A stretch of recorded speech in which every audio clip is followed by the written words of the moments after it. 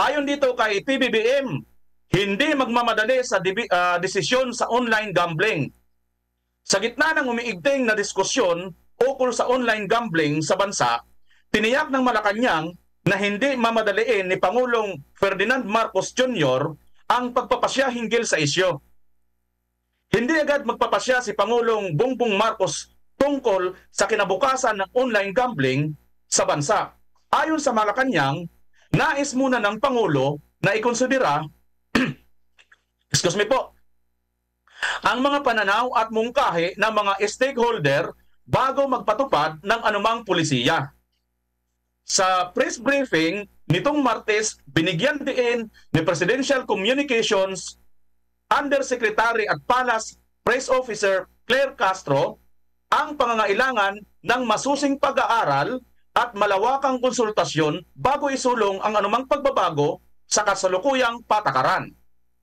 Ayon kay Castro, makikipagpulong ang Pangulo sa mga stakeholder sa oras na maging maluwag ang kanyang schedule. Binanggit din ng Palace official na mahalagang matalakay agad ang usaping ito lalo na ngayong naghahanda ang pamahalaan para sa 2026 National Pork Barrel. Budget pala. Sorry. Wala po yun. Erase. Malaki anya kasi ang kinikita ng gobyerno mula sa e-gaming na ginagamit sa pagpapatupad ng programang panlipunan. Nang tanungin kung mas pabor ang Pangulo sa regulasyon kaysa total ban, nilinaw ni Castro na wala pang pinal na desisyon anya, nais muna ng punong ehekutibo na marinig ang lahat ng panig.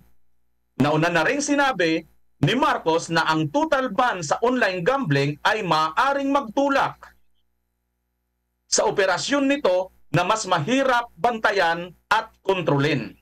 Sa huli, iginiit ng palasyo na ang talagang dapat tutukan ay ang mga negatibong epekto ng online gambling sa lipunan, partikular ang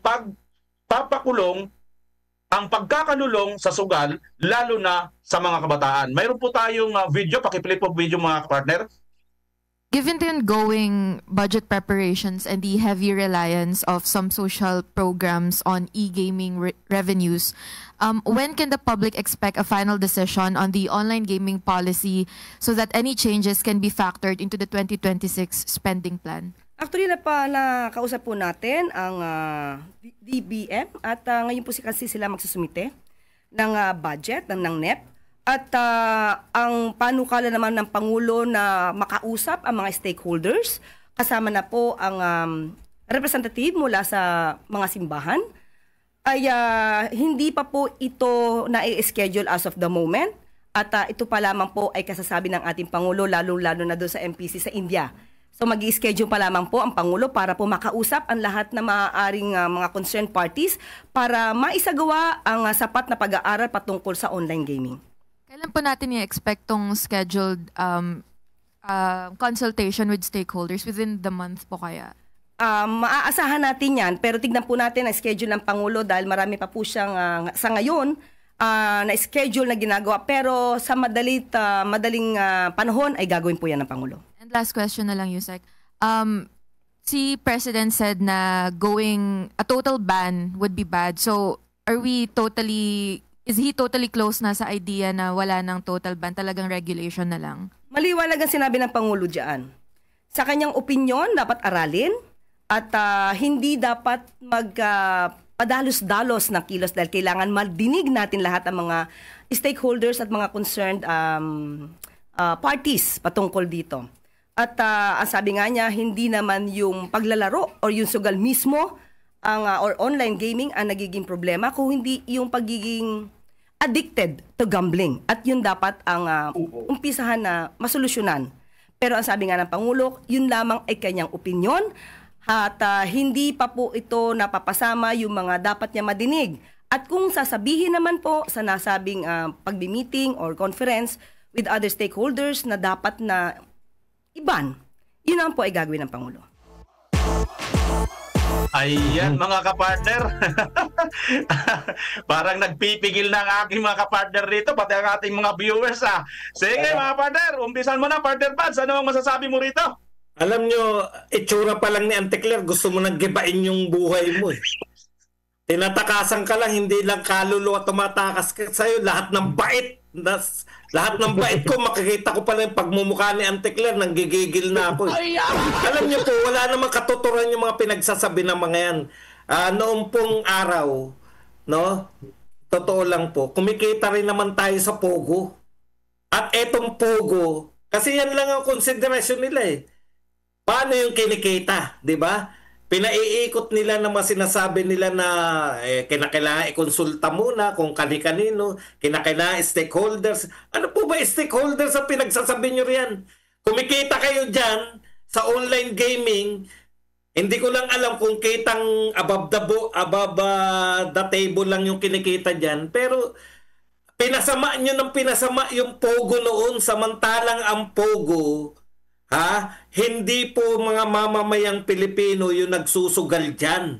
Mga taga-ibang bansa po, partikular mga Chinese. Correct. Ngayon, eto, tayo mismo, mamamayan mismo natin, yung mga mahihirap.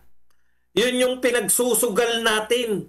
Yung mga driver habang naghihintay ng mag-i-scatter muna. Yung mga nagtatrabaho ng mga nakamotor, yung mga construction worker, ang liliit ng kinikita mga partner. Pero pinag-iisipan pa rin kasi ang daming kung ano-ano. Hindi naman daw dapat yung, hindi naman yung mga adik, hindi adik, ano yung sinasabi nila? Hindi naman yung sugal mismo ang dapat tugunan, kundi yung mga naa-adik.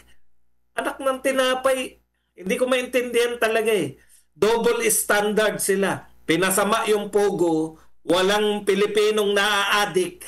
Di ba partner? Mga sugarol doon, mga inchik. Tapos eto, alam na lahat na nagsasabi, pati mga kaparian, delay pa rin. Kita mo, tingnan nyo partner kung bakit sa tingin ko wala talaga silang balak dyan. Hindi nga masabi ni Auntie Claire kung kailan yung meeting pa lang partner Meeting pa lang ang pinag-usapan, sabi ng reporter. Kailan yung meeting? Wala ba tayong kumanta ka na lang ng mga inayupak. Sige partner, kayo na. Visit na yan. Inom muna ako tubig. Ako muna, partner. Ako muna. Namuna na naman yung kumparing batong ko. Relax, pare. Ganito, partner. Ganito. Pagkumparahin natin, partner. No? Ang ganda ng sinabi ni President Bongbong Marcos. Mahal na Pangulo. Ayan na naman, matatawag na naman kitang mahal. Lak ng yawa. Ay, sorry na ako. Hindi ko napigilan. Ganito. Pagkumparahin lang natin, partner, no?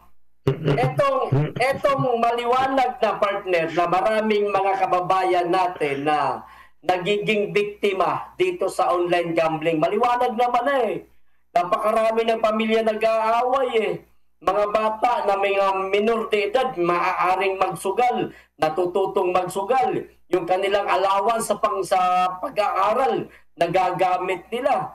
Tuloy si tatay at saka si nanay, panibagong budget na naman ang ibibigay. Kukutosan na lang yung anak kasi nagastos na dahil sa gambling na yan, sa online gambling na yan. No? Napakatagal nilang pagdesisyonan. At mukhang wala pa yata silang planong iban ito, partner. Kasi nga, sabi ni Marcos, hindi daw problema ang online gambling, kundi itong mga addiction dito sa online gambling ay napakatanga naman, partner. Saan ba nagbuhat? Bakit mayroong natawag na addiction? Di ba guys, dito sa online gambling, kung walang online gambling, walang magiging addict dyan sa online gambling. Napakatagal ninyong desisyonan yan na iba na yan. Samantala, ang dating Pangulong Duterte na puro aligasyon lang naman ang mga ikinakaso sa kanya, ibinibintang sa kanya dito sa AJK, napakadali ninyong dinala sa Netherlands. Injustice ang ginawa sa kanya. Pagdukot ang ginawa sa kanya. Pero dito sa maliwanag na napakarami ng biktima, dito sa online gambling na ito, kung pwede lang magmura, mamumura ko talaga sila Ang tagal nilang desisyonan. Di ba, partner? Yan lang, partner. Nakiinit din ako. Parang si paring badong eh. Sige, partner Bisdak, ikaw naman. Anak lang lang, no? Ginagawa tayong tanga ng gobyerno, no? Hindi. Alam mo to si, mahal na mahal ni KPL na si Bongbong. Bong, resign ka na lang kaya, Bong. Pero, parang ganito lang yan, no? Droga, di ba? Total, addict naman yung pinag-uusapan. Di droga, ikakadudugtong natin sa droga. Kasi parang ang hirap isipin na hindi problema yung online gaming, ang problema yung mga addict. So parang sa droga. O yung droga hindi problema, ang problema mga addict. Ang solusyon, ang tanong dito, bakit nga ba nagiging addict yung isang tao? Dahil kung droga, merong supply silang nagagamit. Pag gaming naman, meron silang paraan sa paglalaro ng online gaming para magiging addict. So ano yung cause ng addiction? Yun dapat yung dyan. Yung cause ng addiction, yun dapat yung ating susumpuin. Kasi, for example, sa mga drogista, ano ba ang nakaka-addict sa drogista? Shabu, di ba? Kaya nga hinahanap natin yung mga nagbibinta ng shabu, hinuhuli natin. Former President Duterte nag-war on drugs dahil dami ng mga julol na mga Pilipino na parang aso na dahil na-addict na sila. Kaya yung mga factory, yung mga sindikato, hinuhuli ni Tatay Digong yung supply ng droga, hinuhuli sim din dito sa isang online gaming na marami ng addict. Ang nakatakot nga lang po dito mga kapartner, itong pagiging addict sa online gaming, walang pinipili dito. Basta may access ka sa inyong cellphone, yung mga, basta, huwag na natin banggitin yung GCash, pambihira yan. No, ganun. Basta may mga access ka doon, bata pa, may access. High school ka, may access. Pag binigyan ka ng baon ng magulang mo, ipaludan mo yung e-wallet mo, pwede ka nang maglalaro ng ganyang sugal. Yun ang nakatakot dahil walang pinipili dito sa addiction ng online gaming. Tingnan nyo po, bibigyan ko kayo ng sarili ko talagang experience. Yung anak ko ay isang badminton player, di ba? Nagugulat ako yung coach niya, habang nagtuturo yung coach ng anak ko sa anak ko, nag-i-scatter ang buang. Sabi ko, grabe addict na addict nag-i-scatter to.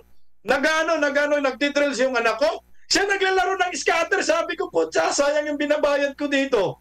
Ini-scatter lang niya yung mga bayad ko. Kinta mo, natutuwa pa siya. Yun yung tinatawag na addiction.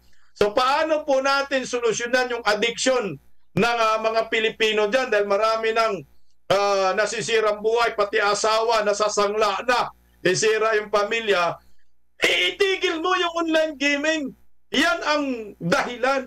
Pinatigil mo lang ngayong pugo na ang nagsusugalang mga Chinese. Ibig sabihin, mas may concern ka sa ibang lahi na huwag ma-addict sa sugal kaysa mga Pilipino.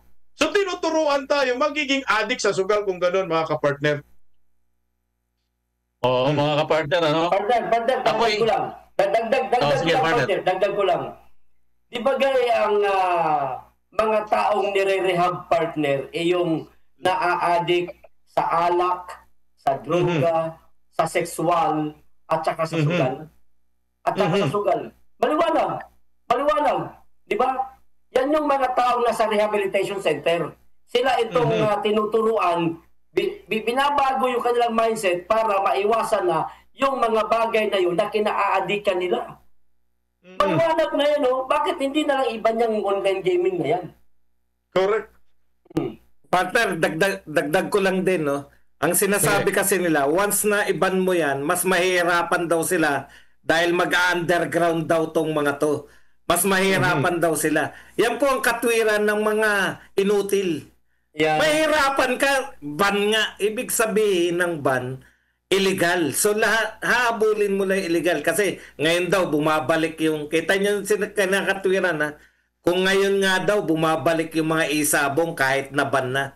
Kailan bumalik? Ngayon, 2025. Sino presidente? Nagtangka ba yung mga yan na ibalik yung binan ni Tatay Digong nung panahon ni Tatay Digong? Hindi naman eh. Hindi. Ibig sabihin, kung nakaban ka na, tapos ang pinoproblema mo ay yung baka mahirapan lang sila, imagine yung katwiran yan, mahirapan daw sila lalong habulin dahil magtatago na lang tong mga to dahil illegal na sila. Di, pag illegal pala, mahirap nang habulin para sa inyo. Yung mga legal lang ang madaling habulin. Kaya pala hanggang ngayon, yung lahat ng mga illegal na kaya pala may nahuhuling droga, walang illegal na taong nahuhuli, mga partner. Oo nga, partner, no? Partner, basahin ko lang tong kay Rina Bahir, comment sa atin niya. Ang anak ko, 160,000 natalo sa scattered pangbayad sa sasakyan. Tingnan mo, sira ang buhay nila dyan. Actual yan, partner. Ayun ang problema dito, mga kapartner, ano?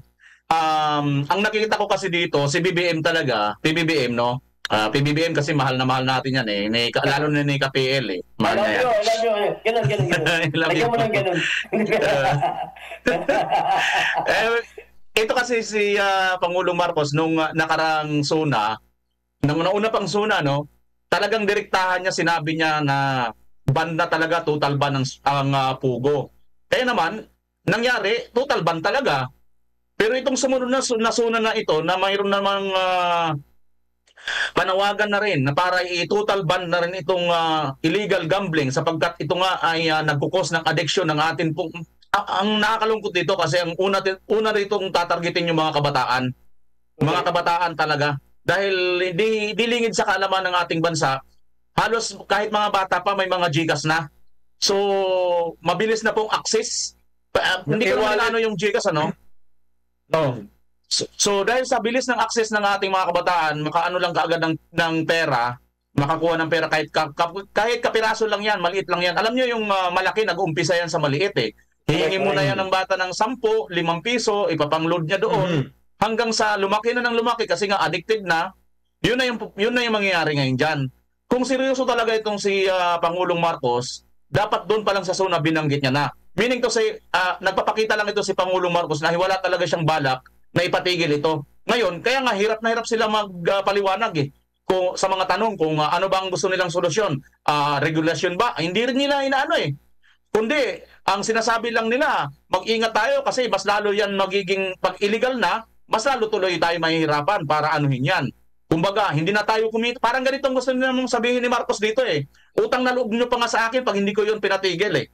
Kasi, pag pinatigil ko yan, magtutuloy-tuloy yan, hindi pa kikita ang gobyerno. Parang ganun yata ang gustong sabihin ni Pangulong Marcos dito eh. Papautang pa na loob sa atin ito. Yung kapalpakan nila, yung kahinaan ng kanyang administrasyon, parang kailangan pa tayong mag-adjust. Kasi tingnan nyo ha, sabi pa nyo rito, sa huli, giniit ng palasyo nang talagang dapat tutukan ay ang mga negatibong epekto ng online gambling sa lipunan, partikular ang pagkakalulong sa sugal, lalo na sa mga kabataan. Grabe, alam na nila na may epekto na ito yung malululong sa sugal. Magiging addict na ito sa sugal. May epekto na. Paano nagkaroon ng epekto kung wala namang cause? Ano ba ang dahilan? Yung sugal, bakit ayaw mo patigilin? Alam mo na pala ang solusyon. Alam mo na ang mangyayari. Ayaw mo pa rin aksyonan. Naku naman, PBBM, ang hirap talagang magmahal. Ang hirap mahalin. Pagka hindi ka karapat-dapat, aywan ko lang talaga. Si PL lang ang nagmamahal sa iyo, PBBM. PMR, alam mo kung ano dapat patigilin natin? Ano? Siya na lang. Siya na lang patigilin. Patigilin natin pagka Pangulo.